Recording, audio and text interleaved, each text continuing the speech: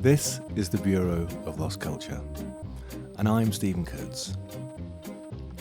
In a little cobble street behind Russell Square Tube Station, on the corner is a strange old building dating back to the 18th century.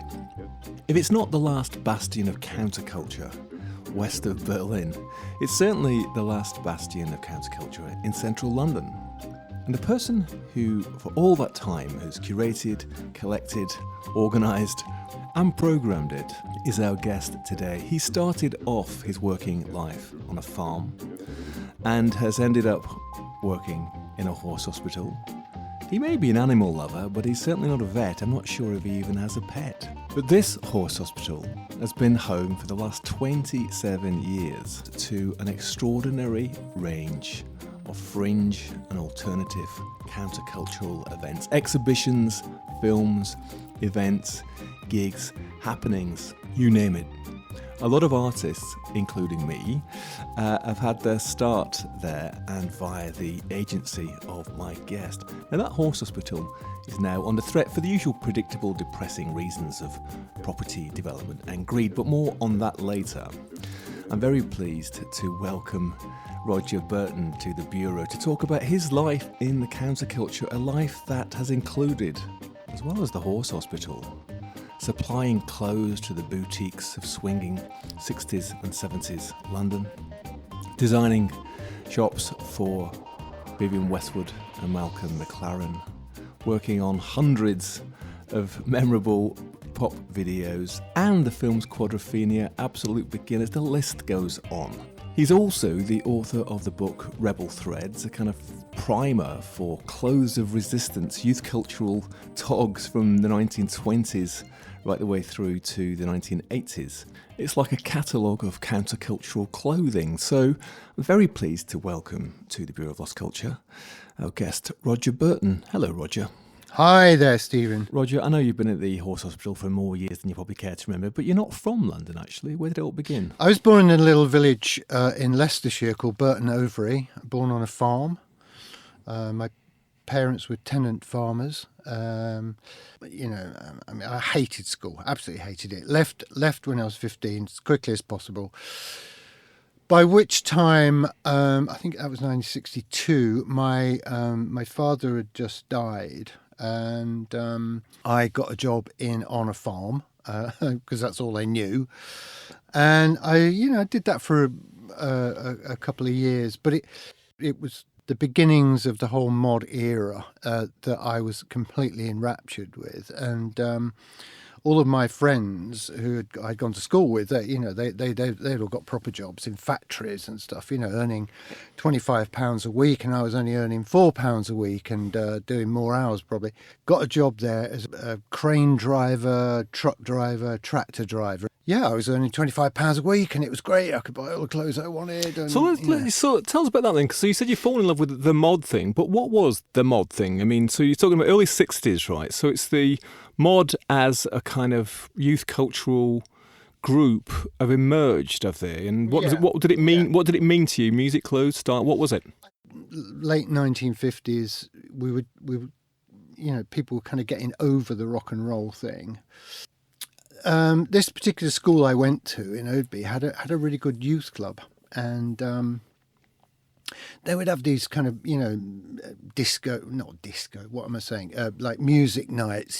Somebody would bring along a load of records and stuff and so on, but invariably it was like blues or a bit of folk or skiffle or whatever. And then one night, I remember it quite distinctly. There was this Friday night. This guy started playing this black soul music, and there was two or three kids there that just got up and danced, and they were like dancing in this really weird way. And I said, "Holy shit! This is like what have they got on? Jeans and button-down shirts, maybe t-shirts or whatever." And I just thought, wow, this is great. I really want a bit of this, And so And that was mod, so it was a And combination. that was the beginning of mod. Yeah, Right. I mean, that was probably 1963. So I different types of guess. clothes, different kinds of sounds. Yeah, it was primarily the music that drew me in, because I'd heard nothing like it before. You didn't hear that sort of stuff on the radio. You might have heard it on Radio Luxembourg occasionally. And then these little kind of actual pop-up clubs started to open up in the backs of pubs. There was one famous coffee house that opened up, Bruciana's Coffee House in Leicester. And it wasn't about getting pissed or, whatever. I mean, it was, about drinking coffee or Coke or whatever, and dancing and listening to the music, and more than anything, looking great, and kind of one started to really pay attention to the way you looked at the time, the hair and the clothing, and it rapidly became apparent that there was this sort of look that was emerging that was quite different to anything that I'd seen before, and I really, really got into it.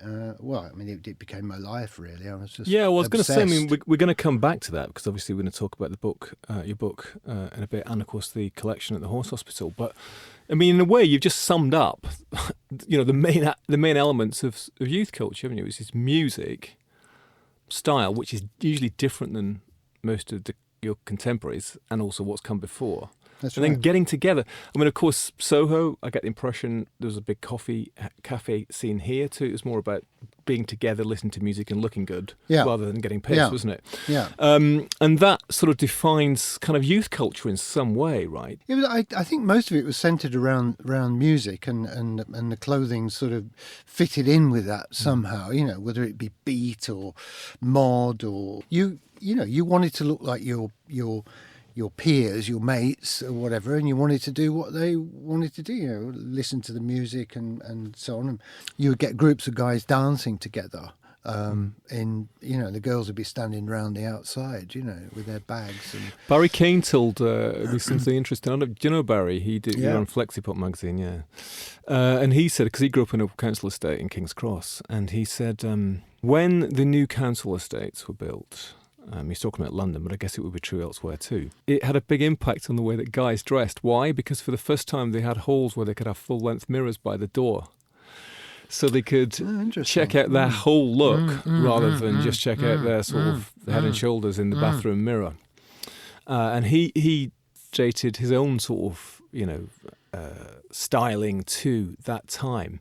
Plus also, of course, he said, and I don't know if this is true of mod, but he said it was a working class thing. It came from working class boys with cash, basically. That was what it was. Yeah, very much so. Yeah, I mean, there was this working class pride. You were working. You got a bit of cash. There was lots of things to spend your money on. A lot of it was imported from America. I mean, like Levi 501s, for example. They started to appear in the early 60s, and you just had to have a pair of that, and it didn't matter like how much it cost or whatever, but you just had to do it. And American imported shirts, button downs and t-shirts and so on.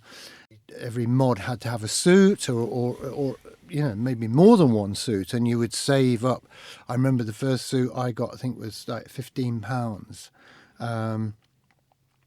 Which was a lot of money, right? Which was when I was working on the farm. It was equivalent to like 3 weeks' wages, or even 4 weeks, because not only were we listening to these amazing black R&B singers and soul singers, we wanted to look like them as well. And so you're buying the fabrics, kid mohairs, that had that kind of bit of a hint, a bit of a shine under lights, but was still quite muted and subtle.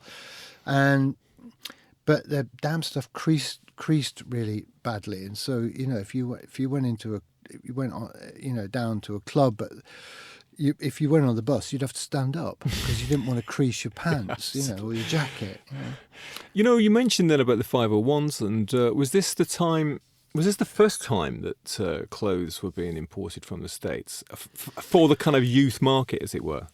No, there'd been clothing had been imported from the States since probably 20s and 30s, actually. Cecil G was one of the first high street shops to copy the American look in the 1940s, like zoot suits. He'd gotten his ideas, a lot of his ideas, from guys who would travel across from Southampton to New York on the big ocean liners, playing as session guys in the jazz bands. And of course, you can imagine leaving Great Britain in the 30s on one of these liners and arriving in New York and just seeing the most amazing array of coloured men's clothing and so on. And of course they'd buy them and they'd dress them up and wear them while they were on the boat performing. And allegedly, that this is where Cecil G got his ideas from, because he'd end up buying some of these clothes from these guys who'd been over to New York, and then he started copying them and making his own versions of them, and it became. Originally he was in the East End, but then he moved to Charing Cross Road, and that evidently on a Saturday there'd be queues around the block, kids wanting to buy this. And he called himself the American Tailor, and he really, really set a trend. And fast forward to 1956, 57, he went on holiday to Italy, and there was a fashion show that had just happened. This new style had appeared, this short, sharp, slick, tight, like a bum freezer jacket and skinny pants and winkle picker shoes and so on. And this essentially, was the beginning of mod, back in 57, 58. He came back and he started to produce this. And, first of all, it was only available in Soho, but it gradually spread out to the regions. Right, so actually there was an Italian influence. Oh, very much so. That's fascinating. That early start, yeah. But I mean, this is fascinating stuff. Just to back up a bit with the American thing. So of course, during the war, Americans are in Europe big time. GIs are in London, and so there's another wave of kind of American stuff, and that seems to have gone throughout Europe. Last week, I had Jonathan Green in. And, Jonathan's become the kind of lexicographer of slang, and we were talking about slang and the counterculture. And he said that the roots of all those kind of countercultural words, which we associate with the 50s and 60s, it's all black American. Yes. It was part of this kind of cultural export, which came from black America. It was music, clothes, and even language. And the interesting thing for me was that, because I spent a lot of time in Russia over the last few years, and in terms of the X-ray record culture, the main youth group that was in the market for those records was the only real Soviet subculture, which was called the Styliargi. And how did they dress? They dressed American. And then there was the Bikinadze in Poland and the Jumpercheck in Czechoslovakia, and similar groups in Hungary as well. And they all styled themselves on American clothes. It's amazing, actually. They weren't even aware of each other. No. But that the power, or what was so powerful about that look, about that music and even that language, that it went across, it swept across Europe in that way. Well, jazz. It was that combination of early jazz and movies. And how those two kind of, promoted the whole look, the sound and everything. And kids were just, particularly in the 30s when it was, we were going through the Depression here, Great Britain, to see these amazing American film stars and, their glamorous clothes and this amazing jazz music. They wanted a bit of that. And that's really where, as you were saying about, the slang, that's where they started to pick up that slang. And there was, it's well noted that kids would just, come out of the cinema and they'd be copying the way that Americans talked on film. English kids. It was really so influential. So let's go back to you then. So you're in Leicester still, but you're hanging out with the cool kids. You're dressing kind of mod and listening to that music and stuff. What happens next? Although I was earning a lot of money, I just wanted to break free, basically. And I thought, you know what? And I was trying to be, I don't know, I was just doing whatever, really, just to kind of to keep living. And it was all right. I was kind of making a living. I was free. I could do what I wanted to do. Your life, presumably, did you feel that your life was in the evening? Your life was with your mates and music. And clothes. Totally. Yeah. No, yeah. I mean, it was, yeah. It was all, just a vehicle to be able to buy clothes and go to, clubs and hang out and, meet girls and take drugs and do whatever.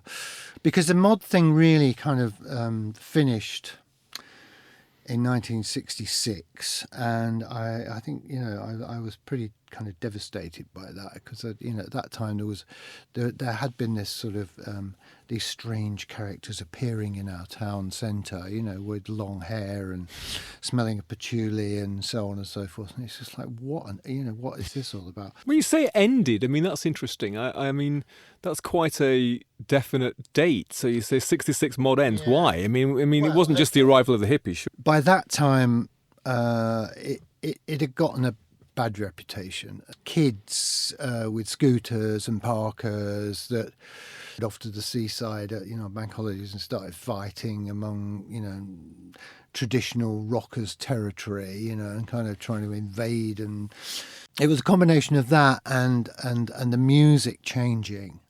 I mean, okay, there was always soul music, it always has been. I remember going to see Cream, who at that point were more of a kind of blues R&B sort of lineup, and the place was just full of hippies, and it was it turned into this kind of psychedelic blues amazingness that I was just like, I loved the music. I just didn't want to look like long. I didn't want long hair, and so I was true to my suits. I lost interest in clothes quite a bit until this local band called The Family, one of John Peel's favourite bands, etc. Well, when they first started as a publicity thing, they had managed to buy Dutch Schultz's famous kind of bullet-ridden gangster car from the 30s, but they started to dress like that as well. And they were still playing soul, interestingly enough, with a bit of a tinge of psychedelic. But they were all wearing 1920s and 30s clothes, American influence stuff. And this appealed to me. I said, okay, I can do this. I really want to look like this now. So give us a picture of that then. So 1920s, 1930s American clothes is what? Very sharp suits. Almost like the spivs from the 1940s. I'm thinking Pinky and Brighton Rock. Totally. Got it here in front of me, right? Totally. Yeah, it was that kind of look. Mr. Big Shot, as you call it in your book, spivs and wide boys. Yeah, exactly. Right, so this is late 60s. And you've eschewed the caftan and the beads and the long hair and the embroidered waistcoat. Yeah, and you are rocking a gangster look. Yeah. In Leicester. Yeah, I was starting to buy and sell, and I had a stall, and it was doing all right. It was okay, and then a shop came up.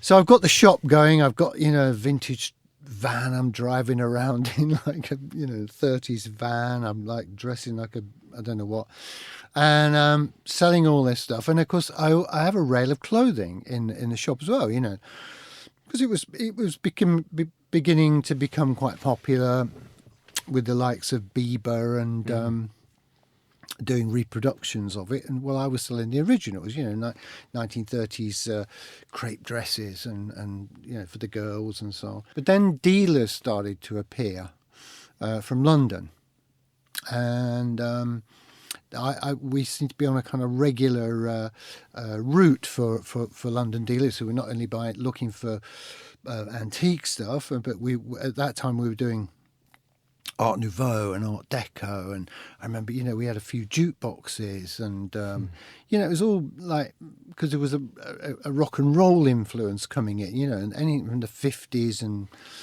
early 60s. Well, it was very much on. so when as the hippie thing sort of moved into a more kind of dandified incarnation. I'm thinking Granny Takes a Trip and those kind of shops. They went Edwardian, right? The Edwardian thing was big, wasn't it? With those kind of the Sergeant Pepper with the kind of military jackets and all that stuff, right? Yeah. Okay, so suddenly you're becoming hip. Sort of accidentally, you're stuck to your guns, and you're sort of the wheels turned. You're back at the hip, right in the hip centre of things. And then I realised that I could probably get a bit more money for my wares if I started to go to London with it, rather than them coming to me. I could go and take a van full of stuff down there, and I got very friendly with this guy in Birmingham who was doing a similar sort of thing to me between us, and we decided that we would go into partnership on certain projects of buying clothes and stuff. And there was a great interest in vintage clothes at that time on the King's Road and all around London and some of the major cities as well. And we were particularly drawn to 430 King's Road, Westwood McLaren's Let It Rock shop, because they were reproducing Teddy Boy outfit, drape jackets and. So what year is this then? This would be 71, 72. Right, so Malcolm McLaren and Vivienne West sort of set up their first shop on the King's Road, selling kind of Teddy Boy stuff. Yeah, and then that's when you got to know them, right? Yeah, they were very much into doing their own thing, but one would go in and have a look and see what they were up to and so on. And unbeknowing, Malcolm and I were, because Malcolm was always trying to find original stuff, that they could copy or do whatever. And unbeknown to me early on, we used to go to the same places to find stuff. Old army stores out in the East End. And they were selling it to the kids, right? That's right. I wanted to drop in, from your book, and it's a quote from your buddy Julian Temple, right at the beginning. He says, "Once upon a time, to be young meant you got to cast yourself in a movie of your own life. Rather than prioritising what job, if you were lucky, you might end up getting, you got to decide instead what kind of human being you wanted to be. Whether you were a beat, a mod, a hippie or a punk, you became part of a defiant youth tribe which defined itself around the potential of what you could be. You became energised by each other, galvanised by the music, the attitude, and above all, the look of your own subculture." Now that kind of sums it up, doesn't it? So yeah, very much so. So you were selling clothes and dealers who were selling it on to young people, basically, and they were as they had been, right the way back from the 30s, 40s, were defining themselves by what they wore. This time, so this is early 70s, and the kind of that wave of hippiedom has kind of crashed somewhat on the British economy, and it's gone a bit dark, wasn't it, and stuff. And Britain, I'm guessing, at that time was a bit more of a greyer place than the Summer of Love and stuff, wasn't it? But London, tell us what London was like, and what your impressions of it were coming down from Leicester for the first few times and stuff. Was it vibey? The early 70s, particularly on the King's Road, were really exciting times, because there was the World's End. You'd still got all the patchouli shops, caftans, but you'd got this reaction to that with Westwood McLaren's Let It Rock, who was like right in the middle of it, actually. And then just around the corner there was American Classics that were doing vintage Americana, boiler suits and cowboy shirts and old jeans and all, mostly denim. And by 1974-5, you'd pull up on the King's Road with a transit van, open up the back doors, and there'd be a queue of people wanting to buy, wholesale stuff, and it might be some 1940 suits. It might be some brand new English jeans from the 50s that were made like paper, It might be some, 60s shirts, whatever, whatever. We could pick his shoes. It was all about nostalgia and kind of trying to be different. And a real kind of explosion. It might be 30s dresses, for the girls or whatever. It's quite an interesting time on the King's Road, isn't it? Because, if you walk down the King's Road now, I was there a couple of weekends ago. You wouldn't guess, would you? It's like uber posh, it's one of the most expensive parts of town.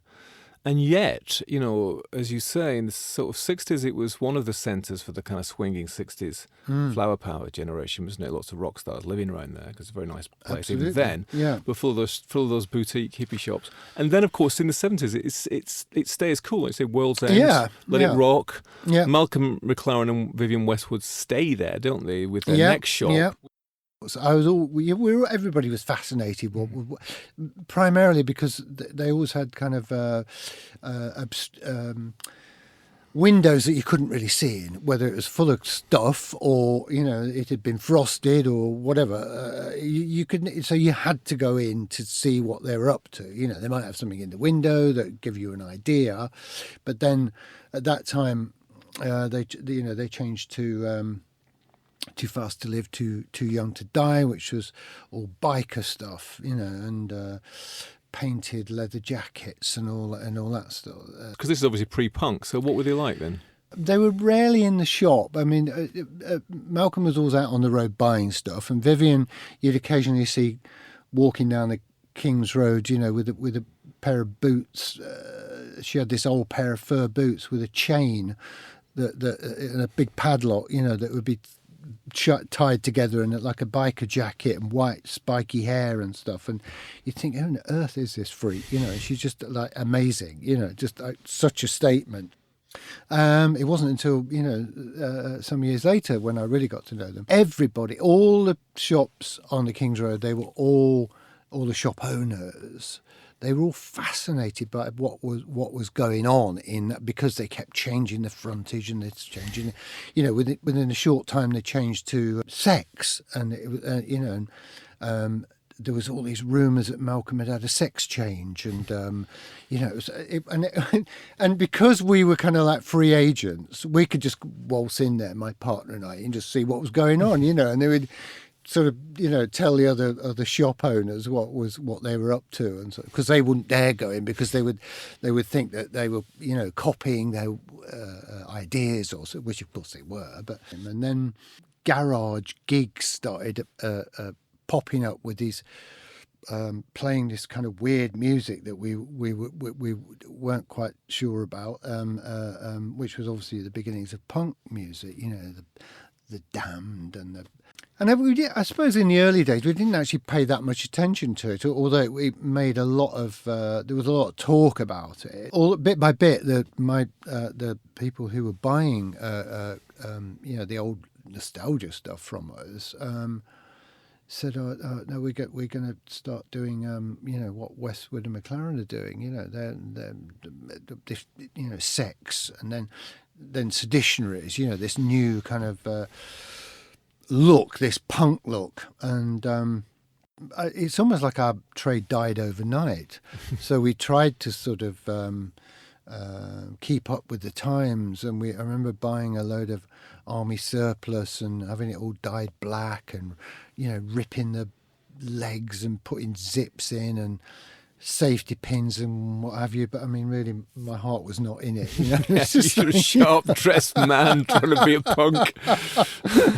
So we were a little bit too old to be punks, to be honest, but we still really got off on the energy and enthusiasm of it, and the look and the sound and so on. So we decided, we came up with this plan of taking on a shop and trying to do something slightly more chic, if you like, for the older punk, And this friend of ours, Andrew Tchaikovsky, who had started the Roxy Club, the first punk club on Neal Street, he said, look, I've taken this place on Neal Street in Covent Garden, which I want to use as my office, and I'm going to have bands rehearsing there do you want the ground floor as a shop? And I was given the job of designing the interior of it, and doing all that, making it all like something. And then we went off on a buying trip to Holland, to the rag markets out there, and we were buying old Dutch and German leather coats, the sort of almost like sort of Gestapo coats, that sort of look, and leather jodhpurs and riding boots and black shirts. And hang on a minute, all of a sudden we've got this sort of like, fascist sort of look coming along, but it was really popular. And indeed, it became the New Romantics. Eventually became New Romantics. So exactly. with the Blitz Club. Yeah, exactly. Yeah. And of course, that's a strong look, isn't it? I mean, there's been a bit of Nazi stuff, wasn't it, with punk, right? They were sort of dallying with a bit of that, weren't they? Yeah, I mean, one can trace it back to, kids in the 50s. Their fathers coming back from the Second World War with trophies, the Iron Cross, swastika armband, or a group of medals or whatever. The first time I was made aware of this, actually, when I was researching the book by Ken Hollins.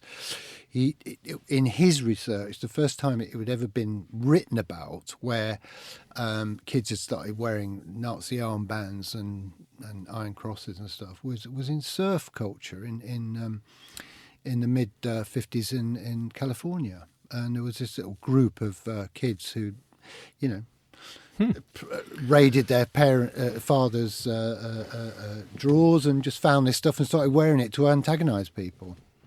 That's probably a good moment to talk about your book. I mean, your book, Rebel Threads, Clothing of the Bad, Beautiful and Misunderstood. I mean, it came out a couple of years ago, Roger, isn't it? And, it is a kind of survey of your collection, the contemporary wardrobe collection, but it's also a kind of guidebook to what, Rebel Threads.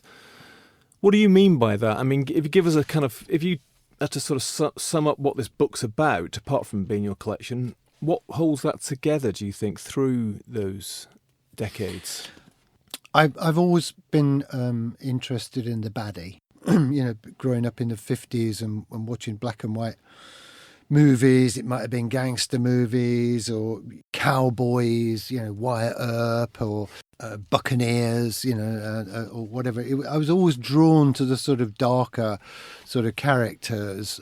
And when I started to collect clothes in the mid 60s, I was sort of, I don't know, subconsciously I was naturally drawn to clothes that offended people. I mean, my mother, for example, when I started to wear old sort of 1940s suits, she was like, what are you doing? You're wearing second-hand clothes, dead men's clothes. You can't, So she was offended. Really she was offended by the fact that they were second hand. Yeah, absolutely. Because in fact, of course, they had been anyway extremely smart, stylish clothes. So they weren't offensive in themselves. So it was a context thing, isn't it? Interestingly, a few years ago, I was asked to do a gig in Moscow, and it was at a sort of high-end shop that was selling vintage clothes.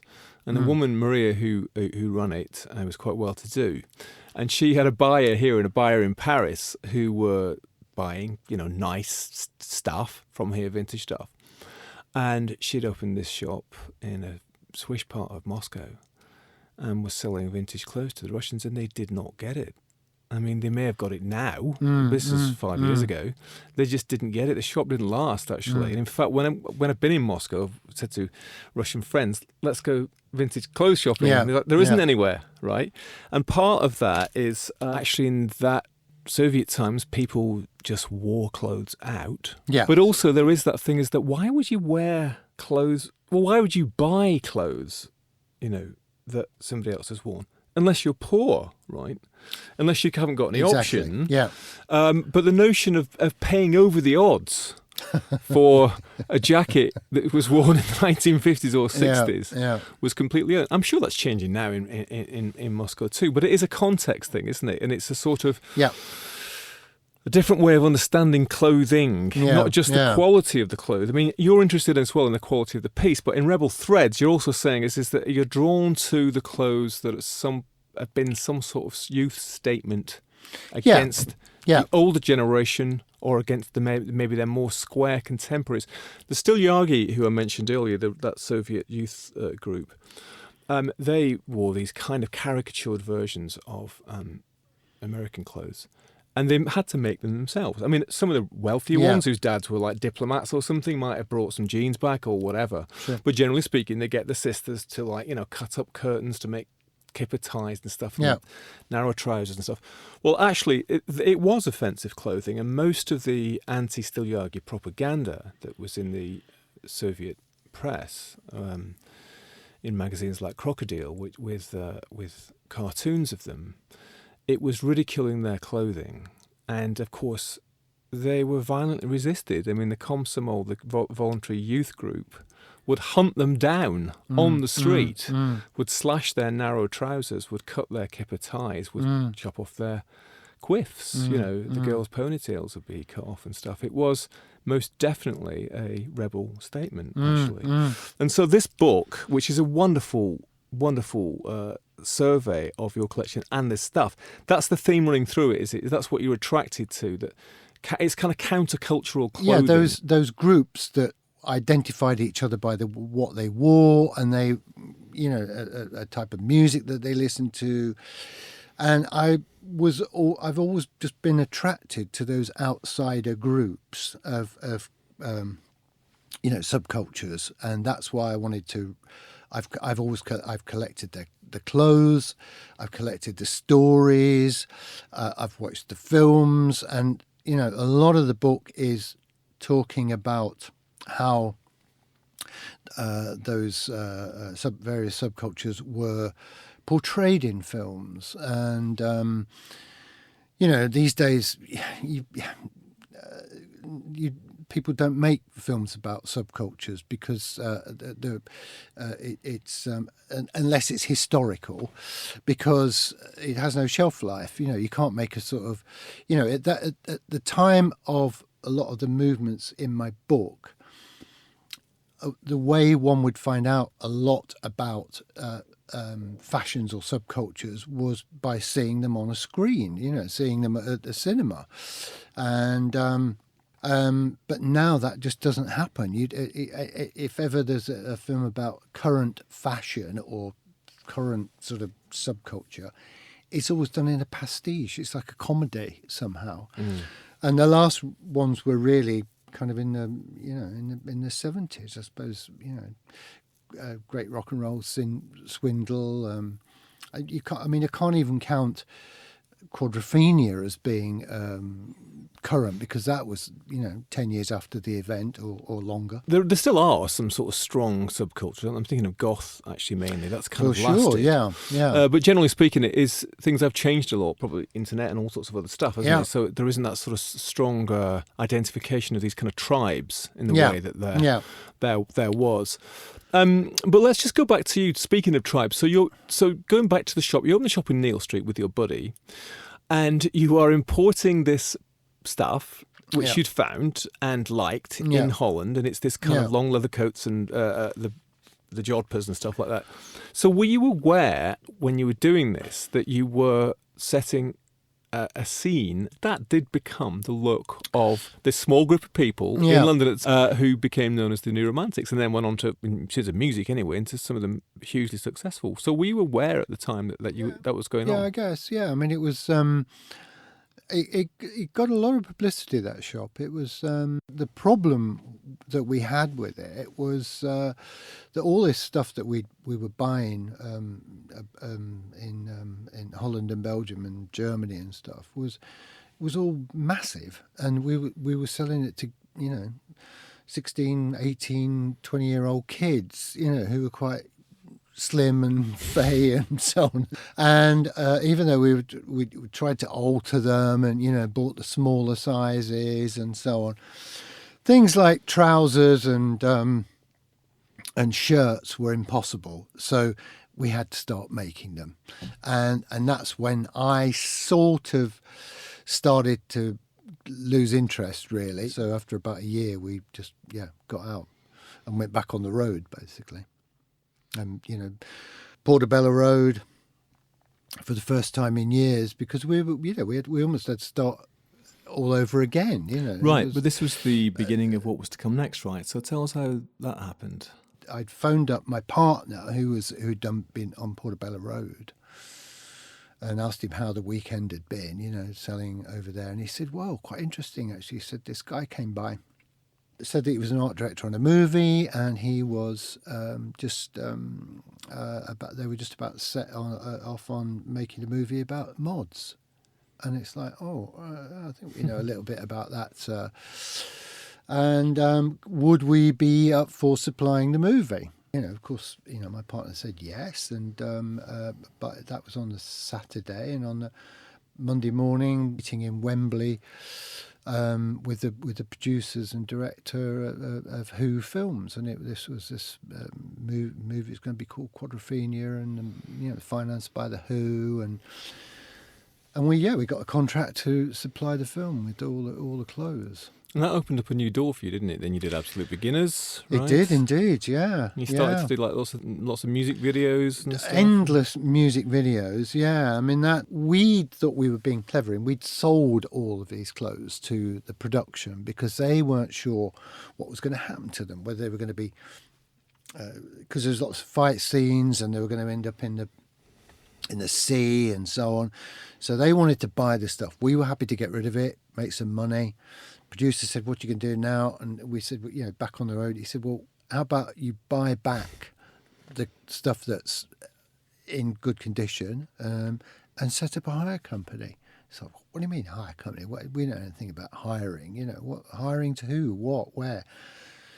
Mark my words, he said, Quadrophenia is going to be a massive success, and there's going to be a load of films, made about youth culture and subcultures and stuff, and you'll be in the right place to supply them. Really? Oh, right, okay. So we started to look into this idea of having a hire company, a costume hire company, and discovered that the other big company in London was called Bermans and Nathans, and they covered all periods from sort of medieval to 18th century to whenever, but their cut-off point was World War II, end of World War II. Well, my partner and I were only really interested in anything after that period, so we set ourselves up as as a contemporary costume supplier for film and TV. This friend of ours, who was a journalist for Fashion Press, and she said, "I'm going to write about it." So she wrote it, and she pitched the story to the Sunday Times, and the Sunday Times did a 5-page thing in the Sunday Times magazine. And then, by chance, another friend of mine called me up one evening. He said he'd been drinking with Vivienne Westwood in LA Kings Road, and she was saying that they were just about to change their punk shop's dictionaries into a new style shop. Was I interested in designing it? That was really, the beginning of my relationship with them, and designing World's End. And a couple of years later, I was asked by Vivienne to do another shot for them called Nostalgia of Mud in St Christopher's Place. It must have been an opening or a party or something. I got to meet this young fledgling film director called Julian Temple, who'd done the great Rock and Roll Swindle, and we got chatting, and I told him about my collection. And he said, "Well, would you be interested in working in music videos?" So I said, "Well, yeah, okay. I've got no kind of real experience in it, but yeah, why not?" Essentially, what happened was it wasn't really the film Quadrophenia that took off. It was this youth culture thing that took off in music videos. The pop video, the music video, which I suppose it's been taken more seriously now, isn't it? But it was always regarded as, being a bit throwaway. But of course, from that time, they tend to look dated now, but they were important little things, weren't they? Because you could kind of like express your whole kind of visual ethic as well as the sonic ethic. I wanted to say for you to talk a little bit about the relationship between the kind of youth cultural clothing and fashion. You mentioned fashion then, and your friend writing this piece for the Sunday Times and stuff. But the story of the counterculture generally is that things emerge in the underground, film, music, art stuff, right, and then they get sort of sucked up into the mainstream, often via the advertising industry and often via the fashion industry, don't they? And I guess with clothing, it's quite quick, isn't it? Because I guess with the fashionistas, fashion designers, who end up working for the big fashion labels and stuff, they're always on the lookout, aren't they? So the stuff that you were doing, like say with is it PX, the shop in Neal Street? Yeah. Very quickly, as it had happened with Westwood stuff, that got sort of sucked up into the kind of high street, didn't it? I mean, it was only a matter of a year or two, wasn't it? A kind of slightly watered down version of it, and that's always been the story with clothes, hasn't it? Always, yeah. As you said, they soon became picked up by the fashion press or the press, and it became commercialised or at least plagiarised. So going back to whatever, you, so you're riding high by now. You've actually had a 5-page spread in the Sunday Times. You're servicing this burgeoning music video industry, which is mainlining it straight to the kids, right? So that was a good time for you. I mean, so how do we get from there to the horse hospital? In the early 80s, I'd got this warehouse in Borough Market, which again had fallen foul of the progress, and they were having to move out, and so there was lots of empty spaces around there. So I took a warehouse there, had my collection there, which was ever growing, and as you say, it was being used. It wasn't only me that was styling these videos. I mean, I had about 8 people working with me at that time, and we were doing 2 or 3 a week. I mean, it was just like non-stop. It was crazy. And then we also got into doing more serious stuff like for film and so on, and TV commercials, and it was a very, very busy time. The warehouse that we're in was the lease expired. I think it was like 1983, maybe, or somewhere around. And so I started to look around for a space and found one in Covent Garden. By the early 90s, the lease expired on that building. So I started to look around primarily for somewhere just to store my collection of clothes. And I knew there was always garages to let around Bloomsbury, and particularly this little mews I remembered, Colonnade Mews in Bloomsbury behind the underground station. And I knew there was always garages down there. And anyway, I sent this one of my assistants along to have a little look, a gentleman called Guy Sangster Adams, and he came back very excitedly. He said he'd found this building that I should come and have a look at. It was empty, derelict, roof was caving in, etc. But it was amazing space. You could just see in the window that it just looked amazing. So I went along, and it was a horse hospital. And for anybody who doesn't know, it was a horse hospital. It had been a 19th century horse hospital. Those London mews, with the kind of back alleys for the big grand houses where all the stables were, and it was from that era, wasn't it? So, so where what were now garages and little cute mews cottages had been where the horses were kept and the people who took care of the horses lived, and that's right. And this was where the horses were actually taken care of and operated on, and everything that needs to be done. So it's literally a horse hospital. For anybody who hasn't been to the building, it's got 2 floors, which are one's like in a semi basement, and the other one's on like a first floor, and they're adjoined by ramps for the horses, and there is space for like 12 horses on each floor, so they're pretty big. And we decided on the upper floor that we would make it into like an art gallery or a space that was able to be very flexible. We could do whatever we wanted with it. And in order to announce the fact that we'd moved to the building, we decided that we would have an exhibition of clothing. We'd have a fashion exhibition, and it was, quite some time since the whole punk thing had finished, and I'd particularly collected it, and I knew lots of other friends who had collected Westwood and McLaren's punk period clothes. I decided to have this exhibition. It was time, because at that time, Vivienne was not as... It's quite interesting because, of course, we've just come out of this whole couple of years of punk stuff, haven't we? There was a lot of punk nostalgia, wasn't there, and exhibitions and all sorts of stuff, big ones, V&A and everything involved. And actually, I suppose you did the first kind of punk retrospective then, didn't you, really? Yeah, interestingly, yes, yeah. I mean, it wasn't so much about... I don't know, it was more...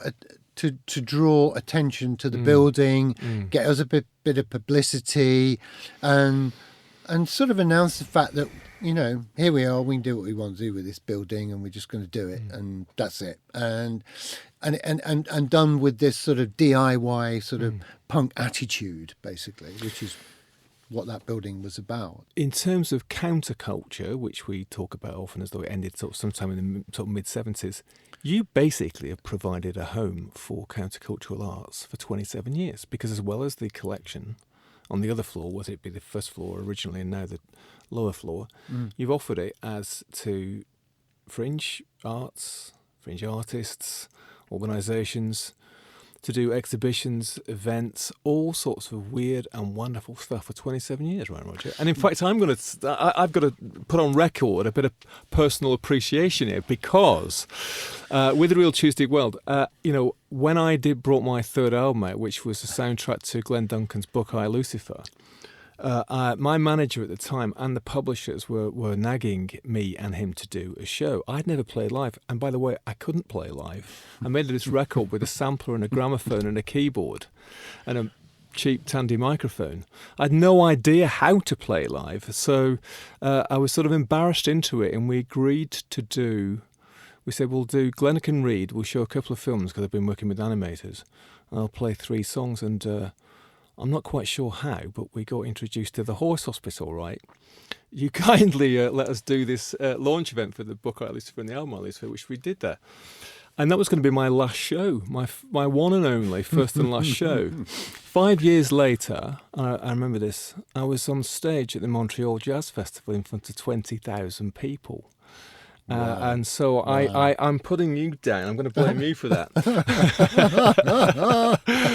And the Horse Hospital. And that's story number 1, okay? Story number 2, which is more recent, you might remember, of course, is that, I'd got this project, the X-Ray Audio Project, and of course I was trying to get some money out of the Arts Council, and as you know, they'll only cough up if you do public engagement events, I wasn't that interested at that time in doing a public engagement event, but I thought, well, we could do a little exhibition, and of course, so I asked you, and you said, yeah, sure, you can do it at the Horse Hospital. Well, we put on that little exhibition at the Horse Hospital, you may remember, and The Guardian wrote that piece, and then the Today programme asked me to go on and talk about it, and do you remember? And then I do, yeah. It sort of turned into this kind of mini phenomenon, isn't it? Right, and then 3 years later, blow me, I've got an exhibition in Tel Aviv Museum of Art. Amazing. And Moscow Museum of Contemporary Art, St. Petersburg, I was in Tokyo with it last year, it's gone to Berlin, it's gone around the world.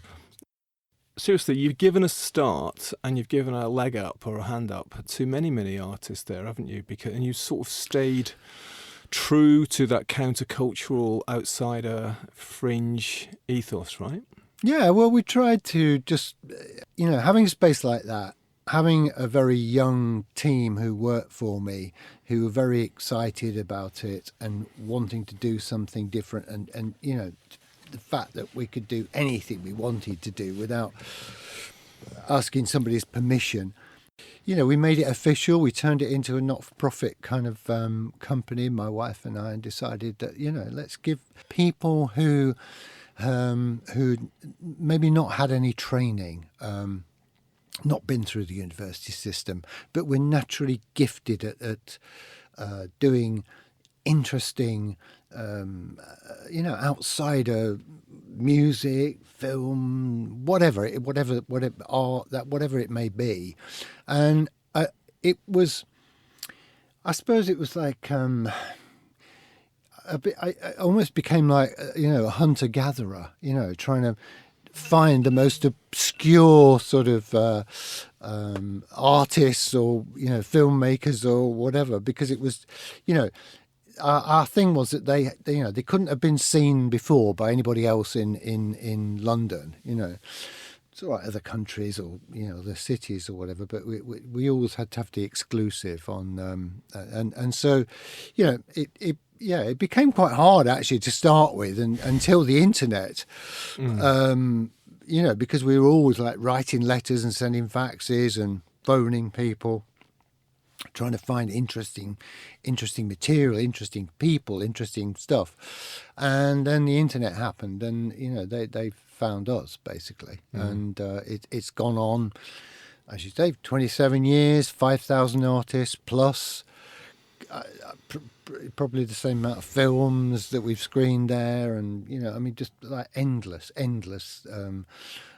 stuff, and we're still there now, and we're still fighting for it. Well, let's talk about that. I mean, for people who don't know, apart from the fact that it's this wonderful building, the other extraordinary thing about it, or it seems extraordinary these days, not in the context of what you were talking about earlier, but now, is that it's smack in the middle of London. It's directly behind Russell Square Tube Station. It's in an area which has become, very, very gentrified, and of course, property values have rocketed. So it's unusual in both ways. It's unusual in the fact that it's existed for that amount of time, but it's also particularly unusual that it's existed in central London, which has really been denuded of counterculture, really. Mm-hmm. It's all been pushed out to the fringes. So it's important from that point of view. And you've been fighting, with the lease owner, the owner of the building, for years, I know, who want to take it back and develop it, like as property developers do. It obviously from the outside seems incredibly selfish and greedy when this is a cultural opportunity for the community. You've served all those people for all those years, so it does seem an individual or a group, putting their own financial interests in front of the collective cultural interest. It's a painful situation. It is very painful, and because it's dragged on for so long, it's becoming, I don't know. I just feel like we have to win somehow, or at least if we don't, I'm going to go out fighting. Yeah, you've been a fighter. Roger, you've been an outsider, haven't you, in all that time? Right the way back to the farm. I wanted to read this, which is from your book. It's another great piece, actually. It's in the preface, which is from teenage angst and rites of passage to dreams of changing the world. These fineries, talking about the clothes, were once displayed with attitude and stance by kids who'd rebel against anything you'd got, and generations who really believed that they'd die before they got old. And that's you, isn't it? You did. You have got old. I have to tell you that. But you seem to be alive and more than twitching as well. So but you've sort of stayed true to that kind of rebel ethos, isn't it? With the Horse Hospital, it's very much like that. And you say you're going to go down fighting. Because that's the spirit of the whole counterculture. Absolutely. I'm just still very passionate about things. I'm still very passionate about clothes and film, the building, people. As far as and for as long as I can, I'm just going to keep on, basically, just being passionate about it. You can buy yourself a copy of this wonderful book, Rebel Threads. It's a beauty. It's a coffee table book, but it's inspiration, great text, amazing images of amazing clothes. And also, Roger tells me that if you go to the Horse Hospital website now, you can get yourself a discounted copy, and it's a brilliant Christmas present as well. It weighs in at about £4, I think. I'm sure Roger even sign it if you ask him. Absolutely, totally. Signed copies. Yeah. There we go. Thank you, brilliant. Roger, for coming to the Bureau of Lost Culture. We appreciate you. My pleasure. So there you have it, a whole life spent in the counterculture, dressing the counterculture, You can check out more about Roger, about his book, Rebel Threads, about the Contemporary Wardrobe collection, his collection of Rebel Threads, and about the Horse Hospital, including all the events of the past and present that have taken place there and are taking place there still, and hopefully will continue to take place there into the future. You can check out details of how to support and help the Horse Hospital in their fight to stay open, serving up counterculture in central London. It would be a tragedy if that stopped. You don't know what you've got till it's gone, as they say. Go to thehorsehospital.com. Thanks for listening. You can check out more about us at bureauoflostculture.com. I'm Stephen Coates.